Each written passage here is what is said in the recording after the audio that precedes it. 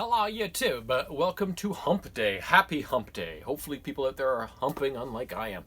Now, this is the 11th installment of the Bill 69 series I've been up to for the last little while. My buddy Simon and I originally completed these three games back on August 14th, I believe, of this past year, 2019. And if you're keeping up to date on the dates, this was a long stretch between completions. This was about 9 months after our last completion, and the reason for that was mostly to do with I guess my life at that time. That was my son was in a Christmas show at his theater group, and it was the big show that year, so it was very intensive. And of course, we all get involved with props and costumes, so we were at the market a lot working on that show. So didn't have a lot of time there. And then he was cast for his spring show in the first show of that season, which is the March Break show, which runs for a full week. And of course, once the new year comes, they're working on it right away. So it was mostly theater stuff that we were busy a lot. So it kind of made it harder for Simon and I to get together. And another reason is that the first two games on this completion are fairly easy, but the third one was not. So that one took us a long time. It took us a lot more nights when we kept thinking we were close to the end of the game, and then we weren't. It took us a lot more nights of working on that game to get it done than we had anticipated. So the first game up was released for the NES in 1987. So yes, it's a pretty early game, and it spawned perhaps the greatest video game series of all time. If you've guessed, knowing what I like and what I do, it's the original Mega Man game. Being released by Capcom, of course, this is the game that set the tone for the future of video games in a sense, and the future, of course, of that series. The story behind it is that two scientists, Dr. Light and Dr. Wily, who are colleagues, and they specialize in the field of robotics, and they're creating all these robots to, help make people's lives better. Somewhere along the way, Dr. Wily becomes a bit corrupted, and he thinks, oh, these things should be used for warfare and power and such. And so they kind of split and have a parting of ways, and Dr. Wily weaponizes a number of these robots and unleashes them on the world, and is set to cause all sorts of chaos. Dr. Light, not wanting that to happen, feeling that he's partially responsible, I guess, being, kind of partners with Dr. Wily at that time, he takes his robot assistant, who is named Rock, and turns him into a fighting robot and redubs him Mega Man. So, Mega Man sets off to engage these robot masters that Dr. Wily has weaponized, and then eventually confront Dr. Wily himself and save the day. Now, you'll know that I've created a lot of videos with regards to Mega Man games, because me and James just played through the whole series a while back. And you'll know that usually there's 8 bosses in a game and that sort of thing. The first game, there was only 6. So that was kind of the big difference between the first and the second game. They expanded the bosses by 2. But otherwise, the format's pretty similar. So you basically have to pick a level to start with, go through it, fight the boss, but when you do beat the boss, of course, you gain that boss's weapon to be used later in the game, and each weapon is really effective against one of the other robot masters. So you just have to figure out by trial and error, okay, who can I beat first with my Mega Buster only and acquire their weapon, and then can I figure out, okay, who does this weapon work against, sort of thing. So you just have to figure out the right order to do them in. The bosses in this game are Gutsman, Bomb Man, Cut Man, Elec Man, Fireman, and Iceman, and their levels all take on kind of the personality of the boss. Like the Fireman has a more lava-y type of level. Iceman's is all snow and ice. Elec Man, there's electricity, sort of thing. And then you beat all 6 bosses, gain their weapons, and then you're off to Dr. Wily's castle to to go through the 4 stages there and eventually confront Dr. Wily himself and bring him to justice. And then along the way, you have to fight the Yellow Devil, which is one of the most annoying bosses in the history of video games. And then of course do a boss rush, a couple of boss rushes. This game's a little different too. In all the other Mega Man games, the boss rush comes right before you finally face Dr. Wily, and it's all 8 guys at once. In this one, the 6 bosses in the boss rush are kind of spread out, so you don't have to fight them all 6 in a row, sort of thing. So it's a little different that way too. And the enemies you face in the game are mostly, they're all robotic in nature.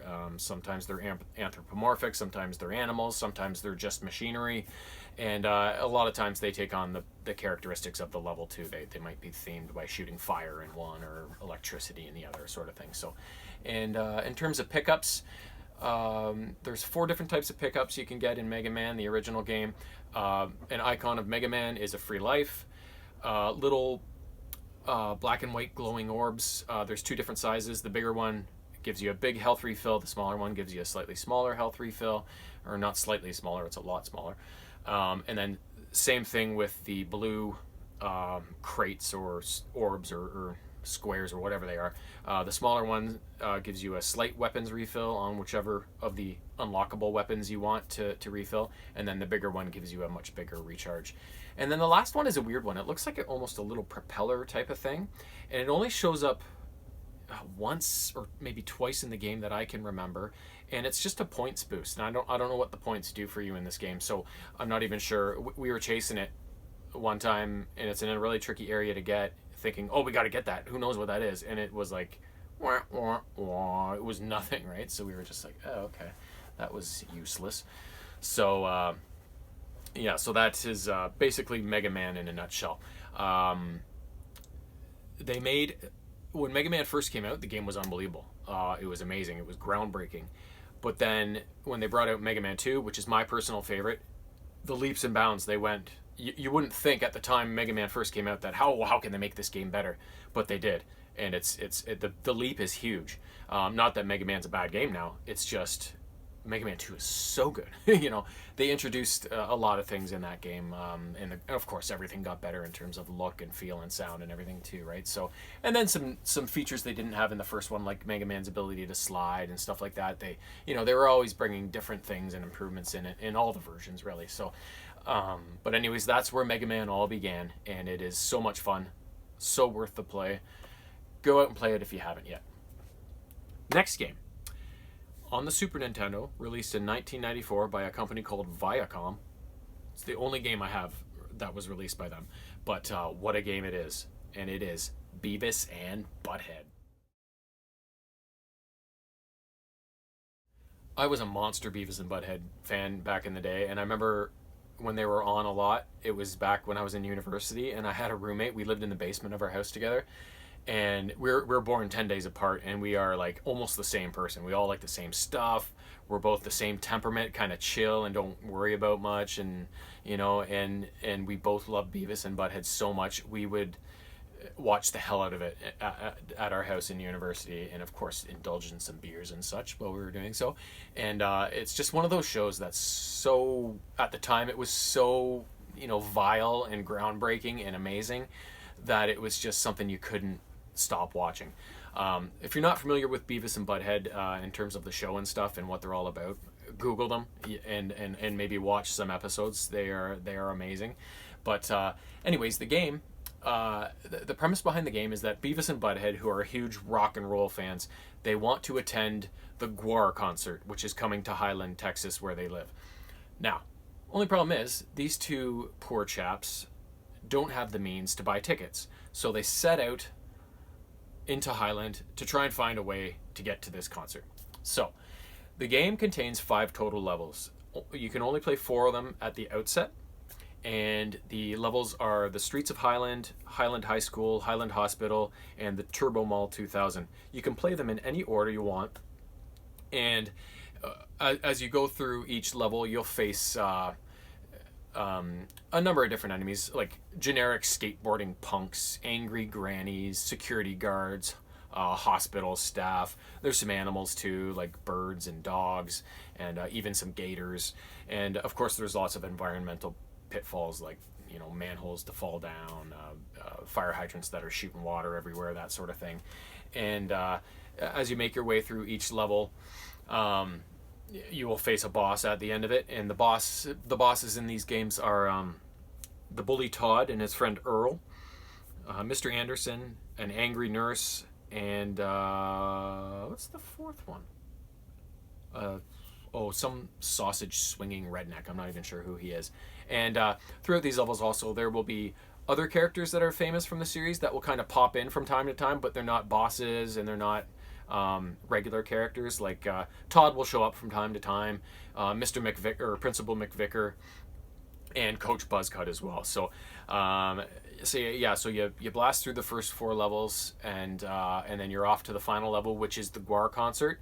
And there's no boss to fight there. You basically just have to make it through all the regular enemies, and then once you find the Gwar stage, then you've made it. You're there.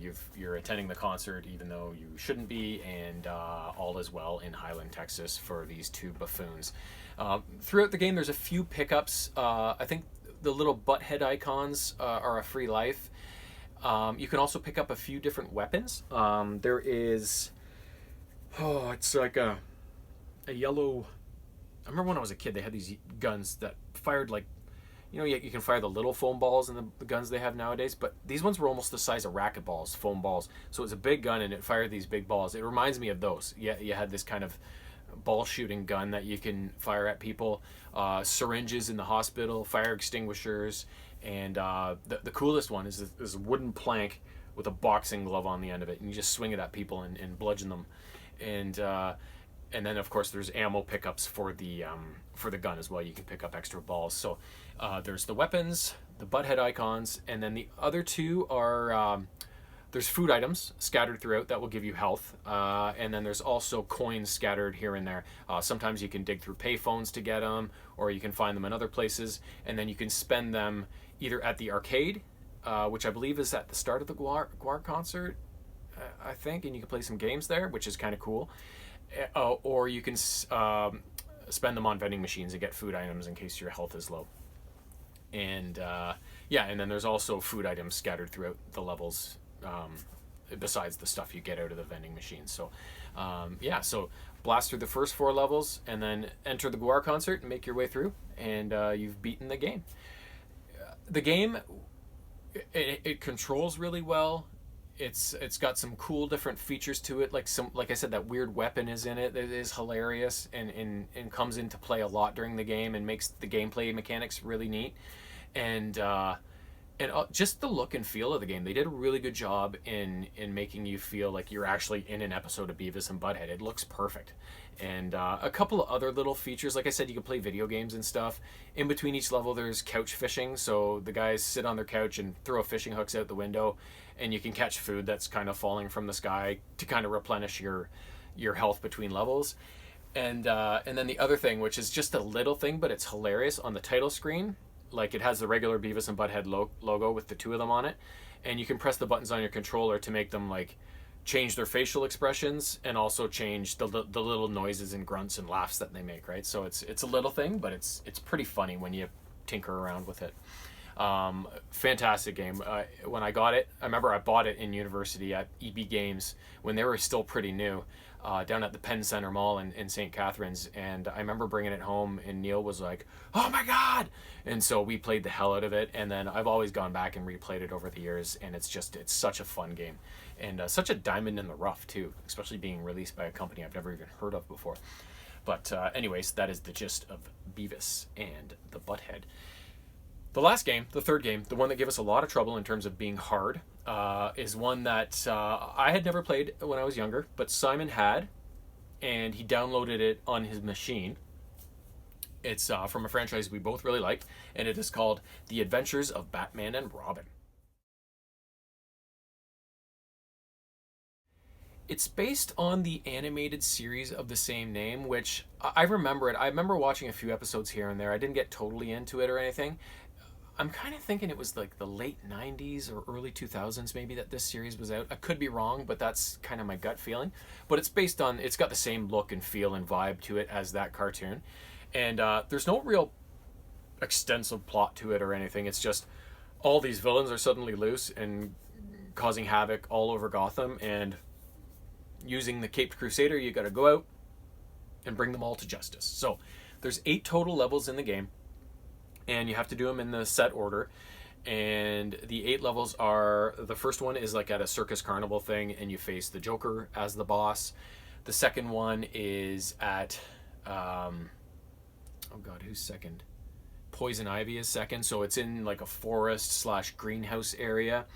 Then you're inside a museum, and the Penguin is the boss. The fourth level is Catwoman, so you're kind of running across the rooftops of Gotham. The fifth level, you're chasing Two-Face, who's trying to get away in a car chase. The sixth level, you're ascending a building and getting onto a blimp where the Scarecrow is based. Level 7, you're in this maze, and you have to get to the center of it so you can face the Riddler. And then the 8th and final level, it's just kind of a trek through a building, and you have to do a boss rush. It's not all the bosses in the game, but it's the same number of bosses that you faced, or I guess one less. Or no, same number of bosses you faced in the game up to that point, just with a couple new ones added in. So you have to face Scarecrow and Penguin, I believe, as well as Clayface. And then you move on to Catwoman, somebody else, and then Man-Bat. Oh, Joker. Joker's the last one. You also have to face Man-Bat. So there's a couple. Clayface and Man-Bat weren't in the body of the rest of the game, but they kind of make appearances as bosses during this boss rush. So then once you make it through that boss rush of 6 bosses with Joker as the last one, you've won the game. It's a really hard game. You don't have a lot of health, and the only pickup in the game you can get is health, but they're far and few between. It's almost not worth even mentioning there's health pickups because they're so infrequent. A cool aspect of the game is Batman, of course, has all of his gadgets. There are some that you will always have with you, like your batarangs, your grappling hook, but at the start of each level, you have a screen where you kind of prep for your mission, and there's other items that you can turn on and off depending on your needs for the mission. A lot of times you don't know what you need until you get into the level. So these ones are like X-ray goggles, a gas mask, flashlight, that sort of thing. And so yeah, and it's important you don't. At first we took all of them into battle, but it just makes it harder to toggle between the weapons because there's so many of them when you're in the middle of a fight and you're just trying to get to the weapon you need, and if you overshoot it, then you got to go through the whole thing again. So we tried to only take in what we knew we needed because it just makes that aspect of the game very irritating. And yeah, so that's kind of a cool aspect to it. And then the other really neat thing about this game, the controls could be a bit clunky at times, which was kind of my only real knock on it, which made gameplay difficult at sometimes. But overall, the game has so many things to offer and is so fun and is so well representative of that animated series.